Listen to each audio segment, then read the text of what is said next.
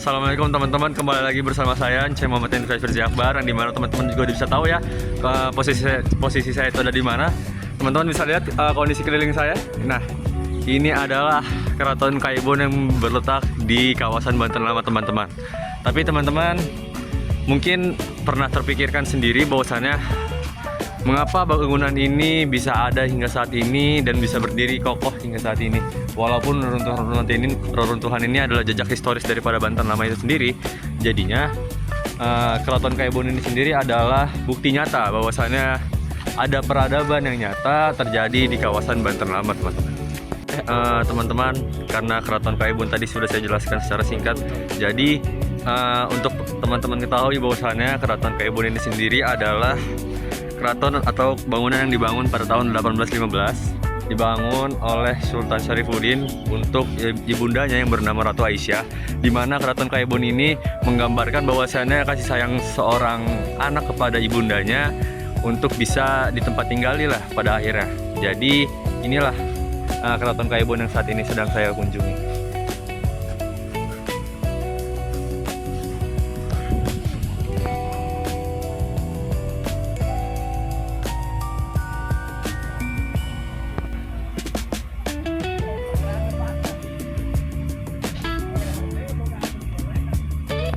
Oke, teman-teman, jadi teman-teman tadi juga sudah lihat bahwasannya bangunan-bangunan yang reruntuhan ini yang dihancurkan adalah bukti nyata dari jejak historis bahwasannya pada saat itu Sultan Syarifuddin menolak keras terkait apa kebijakan Dendels yang ia ketahui bahwasannya dibangunnya Jalan Anyar Panarukan. Oleh karena itu Sultan Syarifuddin menolak keras, dan pihak dari Belanda sendiri pun itu adalah menghancurkan Keraton Kaibon sebagai upaya akibat daripada penolakan Sultan Syarifuddin, teman-teman. Inilah bentuk-bentuk penolakannya. Begitu juga material-material dampak daripada penghancuran Keraton Kaibon sendiri dibawa ke Serang oleh Jenderal Dendels pada saat itu.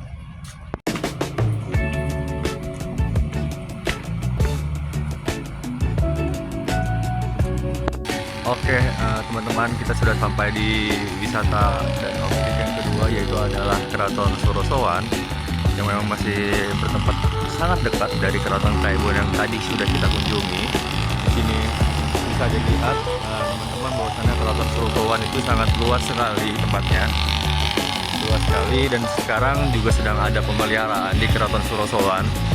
Dan jadinya untuk beberapa tempat-tempat tersendiri itu tidak boleh untuk ditempati atau dikunjungi terlebih dahulu.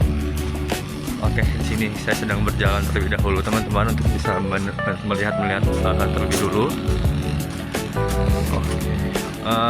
Jadi perlu diketahui juga bahwasannya Keraton Sorosowan ini adalah pusat pemerintahan Banten pada saat itu. Oke, teman-teman, perlu diketahui juga bahwasannya dinding-dinding pembatas daripada Keraton Sorosowan ini sendiri kurang lebih tingginya adalah 2 meter, dan juga luas daripada Keraton Sorosowan itu ada di angka 3 hektar, teman-teman.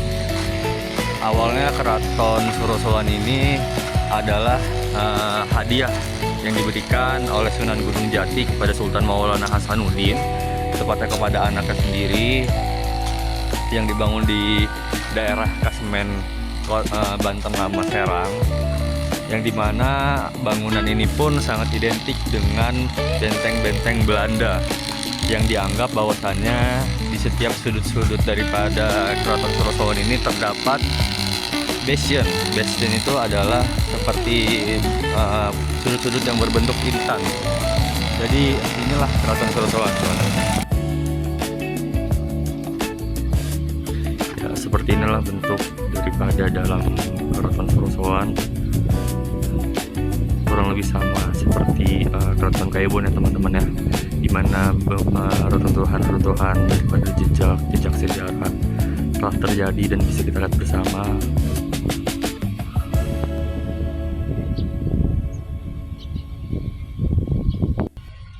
Inilah pemandangan bagian luar dinding daripada Keraton Sorosowan, teman-teman. Bisa dilihat bahwasannya sudah sama hancurnya juga Dan untuk saat ini kondisinya sudah dipagari pembatas-pembatas.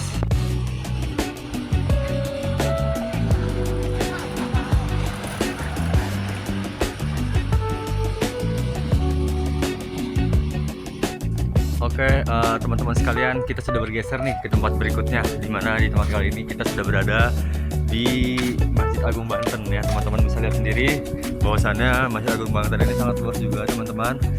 Dan perlu diketahui bahwasannya fun fact daripada Masjid Agung Banten ini, ia berletak bersebelahan tepat di samping Keraton Surosoan.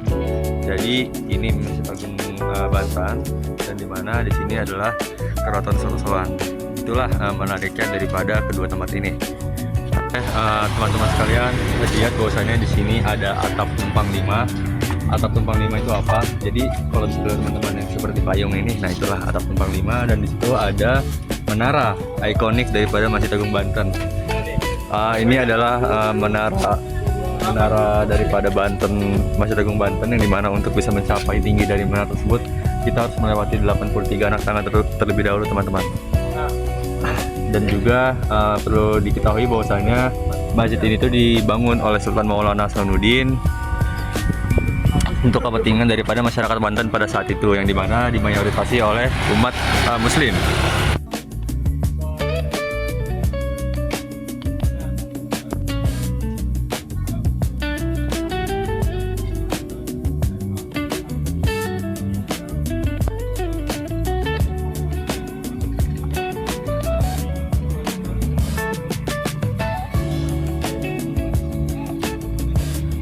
Oke, kita sudah sampai di tempat yang keempat pada akhirnya.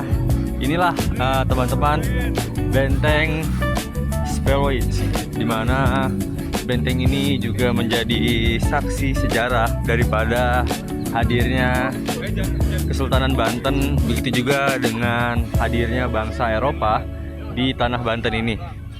Karena seperti yang teman-teman bisa lihat, ini Banten Spellwitz sama seperti dua tempat sebelumnya, bahwasannya ia sudah terlihat cukup hancur juga, mulai dari bangunannya dan juga dari tata letaknya pun sudah terlihat sangat abstrak teman-teman. Dan perlu diketahui juga bahwasannya Banten Spellwitz itu pernah atau sering dilakukan yang namanya pemeliharaan yang dilakukan untuk bisa menjaga daripada bangunan-bangunan ini agar bisa terus dinikmati oleh generasi-generasi mendatang.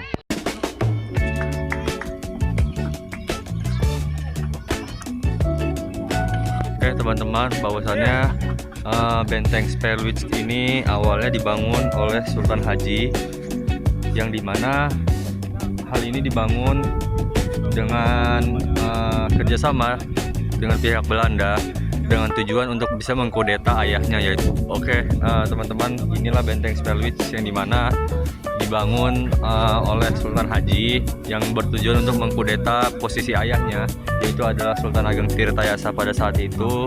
Dan juga Benteng Spellwitz ini dibangun dengan menara pengintai, yang dimana Benteng Spellwitz ini digunakan untuk bisa menganalisa alur daripada jalur perdagangan di Selat Sunda. Begitu juga untuk bisa memata-matai Keraton Surosoan yang ada tepat berada tidak jauh dari Benteng Spellwitz ini. Terima kasih.